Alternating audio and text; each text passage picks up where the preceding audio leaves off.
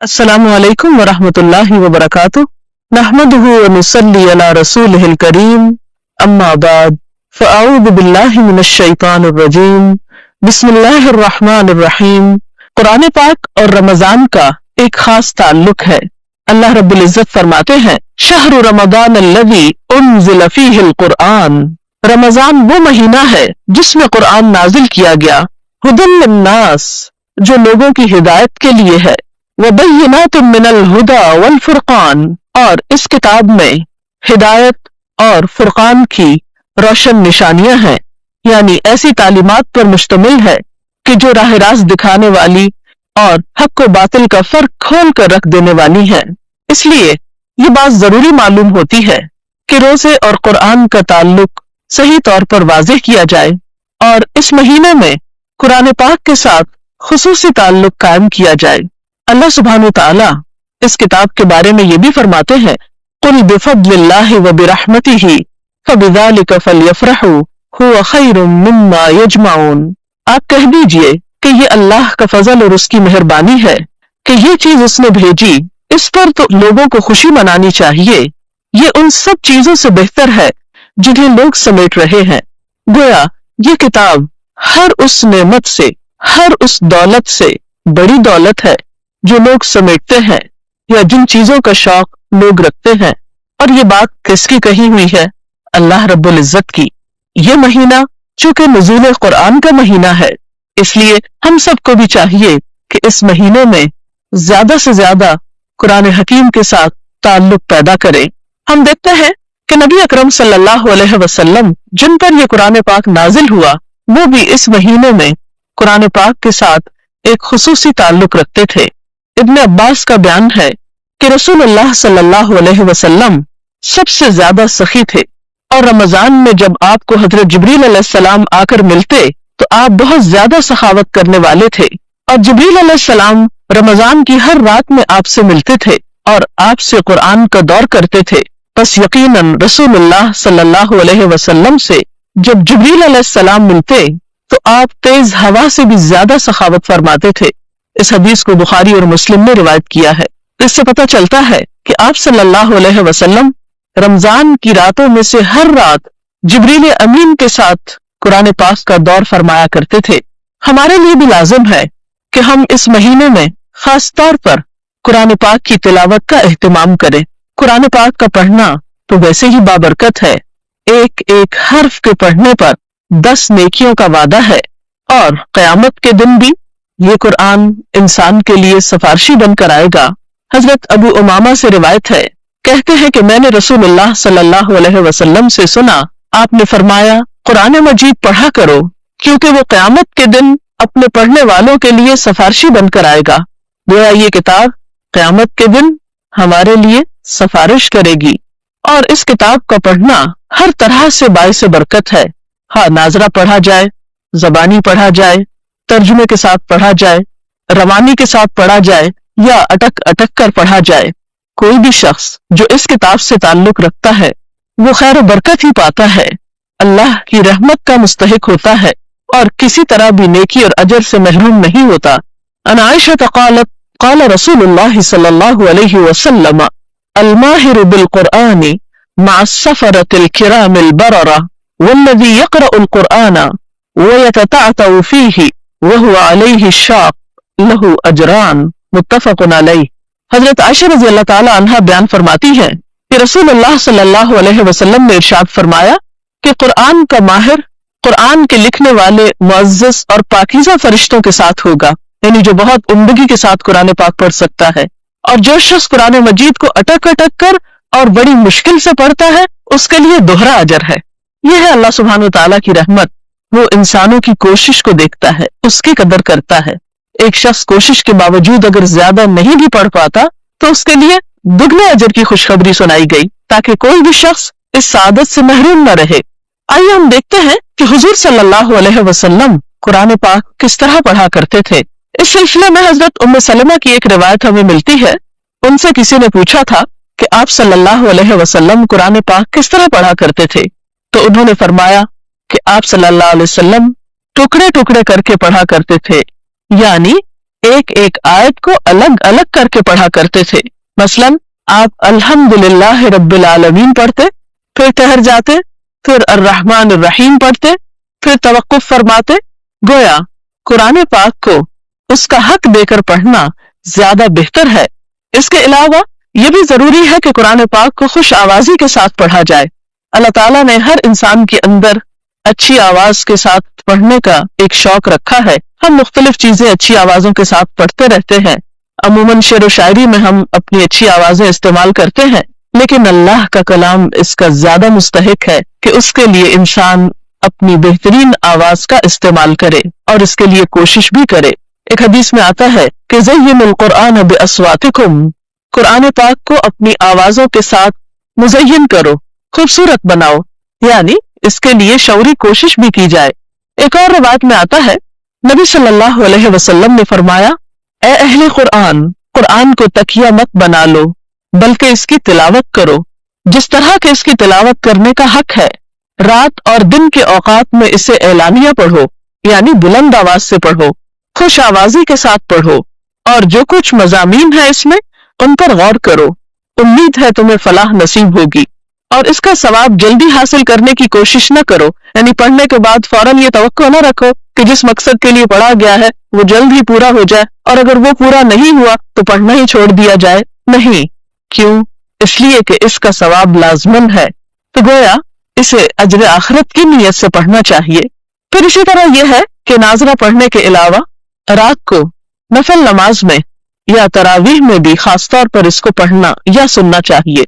अगर इंसान खुद ज्यादा कुरान पाक न जानता हो या उसको हिफ्स न हो तो ऐसी सूरत में वो किसी हाफिज के पीछे किसी मस्जिद में खुसूसन रमजान में लंबी नमाज पढ़ने के लिए नमाज तरावी में शरीक हो सकता है और ऐसा करना बहुत अजर सवाब का बायस है।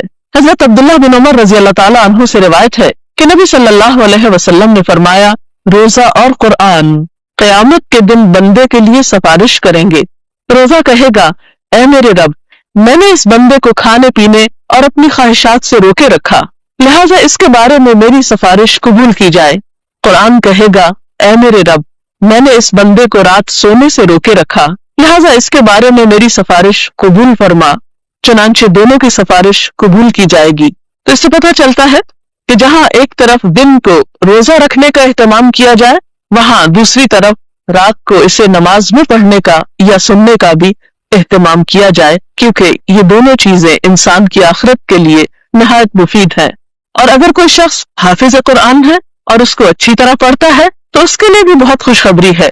नबी सल्लल्लाहु अलैहि वसल्लम ने फरमाया, जो शख्स दुनिया में कुरान से शगफ रखता था, क़यामत के दिन उससे कहा जाएगा कि कुरान पढ़ता जा और बुलंदी की तरफ चढ़ता जा और उसी रफ्तार से ठहर ठहर कर पढ़ जिस तरह दुनिया में ठहर ठहर कर पढ़ता था। तेरी मंजिल वो आखिरी आयत होगी जहां तक तू पढ़ता जाएगा। जाहिर है कि ये सादत वहां पर उसी को नसीब होगी जो ज़बानी कुरान पाक पढ़ सकता हो और फिर उसका हक भी अदा करता हो। अगर आप ज्यादा याद नहीं भी कर सकते, मुकम्मल तौर पर या पूरा कुरान हिफ्स नहीं कर सकते, तो भी आप कोशिश न छोड़िए, जितना हिस्सा भी मुमकिन हो याद कीजिए। छोटी सूरतों के अलावा फजीलत वाली लंबी सूरतें भी अगर कोशिश की जाए तो याद की जा सकती हैं। मसलन अगर रमजानुल मुबारक में आप मामूल बना लें कि हर रोज सिर्फ एक आयत याद करें, तो आप देखेंगे कि इंशाल्लाह एक महीने के बाद कम से कम आप 30 नई आयत अपने सीने में महफूज कर चुके होंगे और ऐसा करना कुछ भी मुश्किल नहीं। और अगर इंसान कुछ भी हिस्सा याद नहीं करता तो उसके बारे में आप सल्लल्लाहु अलैहि वसल्लम ने फरमाया कि वो शख्स जिसके दिल में कुरान पाक का कुछ हिस्सा भी नहीं, वो ऐसा है जैसे उजड़ा हुआ घर हो, वीरान घर हो, वो जिसमें कोई बस्ता न हो। कुरान पाक चूंकि नबी सल्लल्लाहु अलैहि वसल्लम के क़ल्ब मुबारक पर नाजिल हुआ, इसलिए जिस चीज से भी हम मोहब्बत करते हैं उसको अपने दिल में जगह देते हैं। अगर वाकई हमें अल्लाह पाक से मोहब्बत है और उसकी किताब से मोहब्बत है तो लाजिम है कि उसकी किताब को अपने दिल में जगह दी जाए और इसका कुछ न कुछ हिस्सा ज़बानी भी जरूर याद किया जाए। नाजरा पढ़ने के अलावा, क़यामुल लैल में पढ़ने के अलावा, हिफ्स करने के अलावा इसमें गौर फिक्र करना भी जरूरी है। अल्लाह सुब्हानहू तआला फरमाते हैं, किताबुन अंज़लनाहु मुबारकुन, ये एक ऐसी किताब है जिसे हमने उतारा है और बहुत बाबरकत है। کس لیے اتارا ہے؟ لیدبروا آیاتہ، تاکہ لوگ اس کی آیات میں غور و فکر کریں، ولیتذکر اولو الالباب، اور تاکہ عقل مند لوگ اس سے نصیحت حاصل کریں۔ اور ویسے بھی یہ کتاب ہدایت کے لیے آئی ہے۔ قرآن پاک کے بالکل ابتدا میں سورۃ البقرہ میں اللہ تعالیٰ فرماتے ہیں ذالک الکتاب لا ریب فیہ، یہ کتاب اس میں کوئی شک نہیں۔ کیوں آئی ہے یہ کتاب؟ ھدی للمتقین، تقوی والوں کی ہدایت کے لیے۔ اور روزے کا مقصد بھی تقوی کا حصول ہے، تقوی حاصل کرنا ہے، اور جب تقوی حاصل ہوتا ہے روزے کے ساتھ تو قرآن پاک بھی زیادہ بہتر طور پر سمجھ آتا ہے۔ اس لیے اس مہینے میں خاص طور پر غور و فکر کرنے کی اس میں ضرورت ہے، کیونکہ اس آیت میں بھی یہ فرمایا گیا جو رمضان المبارک میں قرآن پاک کے نزول سے متعلق ہے کہ یہ کتاب ھدی للناس، انسانوں کی ہدایت کے لیے ہے۔ اور پھر دوبارہ فرمایا وبینات من الھدی والفرقان، اس کتاب میں ہدایت اور فرقان کی واضح نشانیاں موجود ہیں۔ جو شخص اس کتاب کے ساتھ جس نیت اور جس غرض سے تعلق قائم کرے گا وہ اس کو حاصل ہوگی۔ لہذا اگر کوئی شخص اس سے ہدایت حاصل کرنا چاہتا ہے، نصیحت حاصل کرنا چاہتا ہے، تو یہ کتاب اس کی یہ غرض بھی پوری کرتی ہے۔ اور ویسے بھی یہ کتاب تو ہے ہی ہدایت کے لیے، اور اس کے لیے ہم دیکھتے ہیں کہ جو شخص لوگوں کو اس کی تعلیم دے، اس کو سکھائے، حضرت عثمان رضی اللہ تعالیٰ عنہ سے روایت ہے قال رسول اللہ صلی اللہ علیہ وسلم، آپ صلی اللہ علیہ وسلم نے فرمایا خیرکم من تعلم القرآن وعلمہ، تم میں بہترین ہے وہ لوگ جو قرآن کی تعلیم حاصل کریں اور دوسروں کو اس کی تعلیم دیں، خود سیکھیں اور دوسروں کو سکھائیں۔ تو گویا اللہ تعالیٰ کی نظر میں یہ ایک بہترین عمل ہے، اللہ تعالیٰ کے قرب حاصل کرنے کا ذریعہ ہے کہ انسان اللہ کی کتاب کی خدمت کرے، اسے سیکھے اور سکھائے۔ آپ صلی اللہ علیہ وسلم نے یہ بھی فرمایا کہ حسد جائز نہیں مگر دو لوگوں پر، ایک وہ شخص جسے اللہ تعالیٰ نے قرآن کا علم دیا ہو اور وہ شب و روز اس کو لیے کھڑا ہو، یعنی اس کو نماز میں بھی پڑھے اور اسے سکھانے کے لیے بھی کھڑا ہو، اور دوسرا وہ شخص جسے اللہ نے مال دیا ہو اور وہ اسے شب و روز اللہ کی راہ میں خرچ کر رہا ہو۔ لہٰذا ہم سب کے لیے ضروری ہے کہ ہم اس مہینے میں خاص طور پر اس کتاب کے ساتھ تعلق قائم کریں، اور انشاءاللہ ایک دفعہ جب اس کے ساتھ تعلق قائم ہوگا تو آئندہ بھی سال بھر کسی نہ کسی طرح تعلق قائم رہے گا۔ رمضان ایک ایسا موقع ہے کہ جس میں ہم آسانی کے ساتھ اللہ تعالیٰ کی کتاب کے ساتھ اپنا تعلق قائم کر سکتے ہیں۔ پوری ایک فضا ہمارے لیے تیار ہو جاتی ہے جس میں یہ کام آسان ہو جاتے ہیں۔ اور ویسے بھی جس کے ساتھ ایک تعلق ہو اس کے ساتھ کمیونیکیشن تو ضروری ہے۔ اللہ تعالیٰ کے ساتھ بہترین تعلق اسی وقت قائم ہو سکتا ہے جب ہم اس کے کلام کو سمجھنے والے ہوں، سننے والے ہوں، اس کو اپنی زندگی میں جاری و ساری کرنے والے ہوں، کیونکہ کمیونیکیشن کے بغیر تو کوئی تعلق نہیں ہوا کرتا۔ یہ کیسے ہو سکتا ہے کہ اللہ کی کتاب کو پڑھیں بھی نہیں، اس کے قریب بھی نہ جائیں، اس کو سمجھے بھی نہیں، اسے سیکھیں بھی نہیں، اسے سکھائیں بھی نہیں، اسے یاد بھی نہیں کریں، اور پھر اللہ کی محبت کا دعویٰ بھی کریں؟ ایسا ممکن نہیں۔ لہٰذا دعا ہے کہ اللہ تعالیٰ ہمیں اس کا حق ادا کرنے کی توفیق عطا فرمائے۔ اس سلسلے میں اگر آپ کے پاس کچھ سوالات ہو تو آپ کر سکتے ہیں۔ میرا سوال ہے کہ کیا روزانہ صرف تلاوت کر لینا معنی کے بغیر کافی ہے قرآن پاک کی؟ بات یہ ہے کہ قرآن پاک کو جتنا بھی پڑھا جائے گا ثواب تو بہرحال ہوگا، لیکن جیسا کہ ابھی ذکر ہوا کہ یہ کتاب صرف ثواب حاصل کرنے کا ذریعہ نہیں، یہ تو انسانیت کی رہنمائی کے لیے آئی تھی، راہ دکھانے کے لیے آئی تھی، یہ تو کتاب ہدایت ہے۔ ذالک الکتاب لا ریب فیہ ھدی للمتقین۔ تو ہدایت اس کتاب سے اسی وقت حاصل ہو سکتی ہے جب اس کو سمجھ کر پڑھا جائے یا اس کے اندر غور و فکر کیا جائے۔ اس لیے کوشش یہ کرنی چاہیے کہ تلاوت کے علاوہ، ناظرہ پڑھنے کے علاوہ کچھ نہ کچھ حصہ ترجمے کے ساتھ ضرور پڑھا جائے یا سننے کا کچھ اہتمام کیا جائے۔ جتنا ہم اس میں غور و فکر زیادہ کریں گے اتنا اجر و ثواب بڑھتا چلا جائے گا۔ جی آپ؟ کچھ لوگ مصروفیت کے باعث قرآن پاک نہیں پڑھ پاتے تو وہ کیا کریں؟ ایسے لوگ اگر پہلے سے قرآن پاک کا کچھ حصہ انہیں زبانی یاد ہے تو اس کو بھی چلتے پھرتے دہرا سکتے ہیں، اپنے کام کاج کے دوران بھی پڑھ سکتے ہیں، یا پھر یہ ہے کہ اگر وہ پڑھنے کے قابل نہیں، مثلا بہت بوڑھے بزرگ ہیں، نگاہ بہت کمزور ہے، زیادہ بیٹھ نہیں سکتے، ज्यादा देर पढ़ नहीं सकते, थक जाते हैं जल्दी, तो ऐसी सूरत में अल्हम्दुलिल्लाह आजकल हर जगह पर कैसेट प्लेयर्स मौजूद हैं और मुख्तलिफ कुर्रा की खूबसूरत आवाजों में कुरान पाक की तिलावत की कैसेट्स भी दस्तयाब हैं। तो ऐसी सूरत में वो लोग कैसेट के जरिए भी सुन सकते हैं और सुनने का भी अजर सवाब है। हर शख्स अपनी अपनी सहूलत के मुताबिक कुछ न कुछ वक्त जरूर इसके लिए निकाल सकता है। मसलन रात को सोने से पहले, क्योंकि सोना तो हर शख्स को होता है, अगर उस वक्त भी आप बहुत थके हुए हैं और नहीं पढ़ सकते तो आप खाने के दौरान भी कैसेट प्लेयर ऑन करके आप साथ साथ सुन भी सकते हैं और खाना भी खा सकते हैं, क्योंकि या सहरी के वक्त आप बैठेंगे या इफ्तार के वक्त।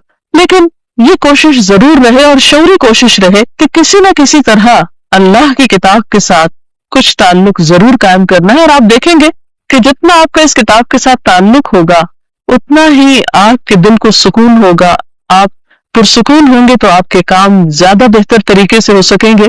आप सफर के दौरान मसलन अगर आप खुद ड्राइव कर रहे हैं या किसी गाड़ी में बैठे हुए हैं या आप पैदल चल रहे हैं तो वॉकमैन के जरिए या किसी भी तरीके से आप उसको पढ़ सकते हैं। या अपने कामकाज के वक्फों के दौरान, मिसाल के तौर पर अगर आप कुरान पाक का एक छोटा नुस्खा अपने पास महफूज रखते हैं और जो जो आपको वक्त मिलता है तो इन बिटवीन आप थोड़ा सा खोलकर कुछ न कुछ पढ़ सकते हैं। जरूरी नहीं कि आप पूरा सिपारा पढ़ें या आधा सिपारा पढ़ें। आप अगर चंद आयात भी तिलावत करें तो उससे भी आप बहुत बेहतर महसूस करेंगे। इसको एक रेमेडी के तौर पर भी आप लें। आज के दौर में हर शख्स परेशान है, दुखी है। कुरान पाक बाइस रहमत है, शिफा लिमा फिस सुदूर है, सीने की बीमारियों का इलाज है, दिल के अंदर उठने वाले गम और दुखों और परेशानियों के लिए एक मरहम की हैसियत रखता है। इसलिए कुछ न कुछ हिस्सा हर सूरत में पढ़ने की कोशिश करें।